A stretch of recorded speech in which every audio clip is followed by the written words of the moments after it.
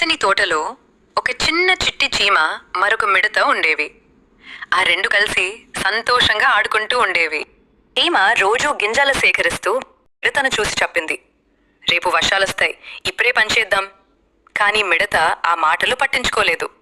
ఆడుకుంటూ కాలం గడిపేసింది. కొన్ని రోజుల తర్వాత భారీ వర్షం పడింది. తోట మొత్తం తడిసిపోయింది. చీమ దగ్గర ఆహారం ఉండడంతో ఆమె సుఖంగా గూడు లోపల ఉండింది. మిడత తడిసిపోతూ నిలబడి ఉంది.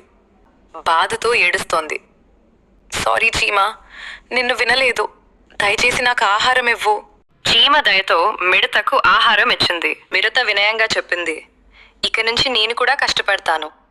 ఆ రోజు నుంచి చీమ మిడత ఇద్దరు మంచి స్నేహితులయ్యారు. పిల్లలు, ఈరోజు కష్టపడితేనే రేపు సుఖంగా ఉంటాం. ఈ కథ మీకు నచ్చితే చీమ మిడతలతో కలిసి సబ్స్క్రైబ్ బటన్ నొక్కండి.